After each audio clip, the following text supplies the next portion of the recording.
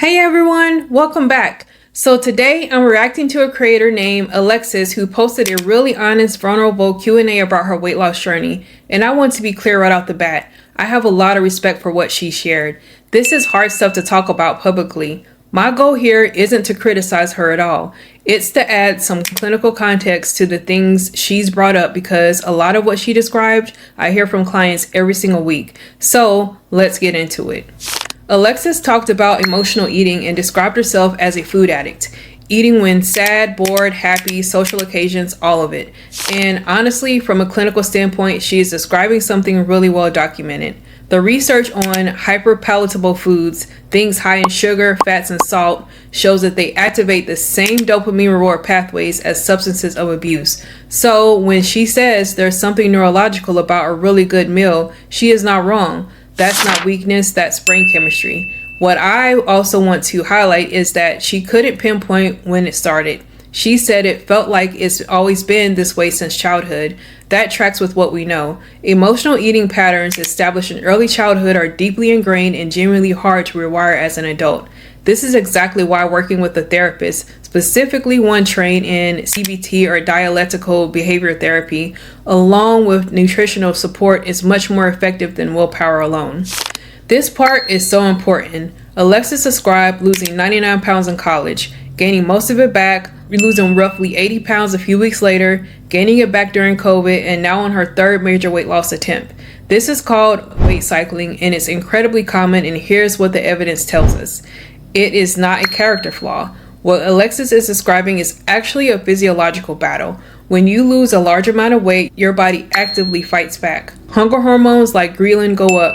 Satiety hormones like leptin go down. Your metabolism adapts. The body genuinely treats fat loss as a threat to survival. She also described how one cheat meal sends her into a spiral and she can't get back on track.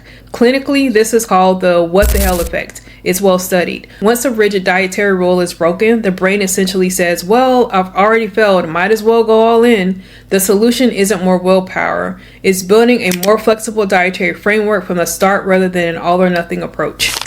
She mentioned she's currently doing about a 12-hour eating window, stopping around 4 to 5 p.m. and not eating until 4 to 5 a.m., basically cutting out late night snacking. And for her lifestyle and schedule, honestly, that's a really practical, sustainable approach. The evidence on intermittent fasting is more nuanced than the internet would have you believe. Most of the benefits seen with things like 16/8 or longer fasting windows come down to one thing. People are eating fewer total calories. The metabolic magic of fasting is largely overstated. So what Alexis is doing, shortening the window to remove the snacking opportunity, is a legitimate calorie management strategy. Smart.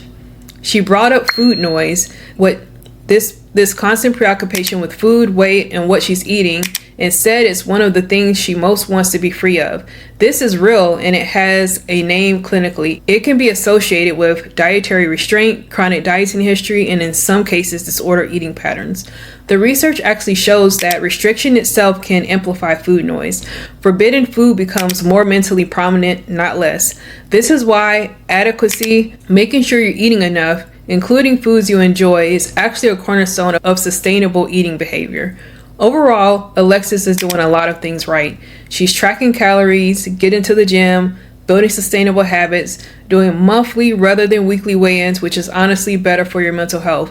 She's also showing a lot of self-awareness about her patterns, which is genuinely half the battle. What I would love for her, and honestly for anyone watching who relates to this, is to consider adding behavioral support alongside the nutrition piece. Because the emotional eating, the spiraling, the food noise, that stuff doesn't disappear when the weight does. It needs its own work. If you found this useful, drop a comment below, especially if you can relate to anything Alexis shared, because clearly she's not alone. And I'll see you in the next one.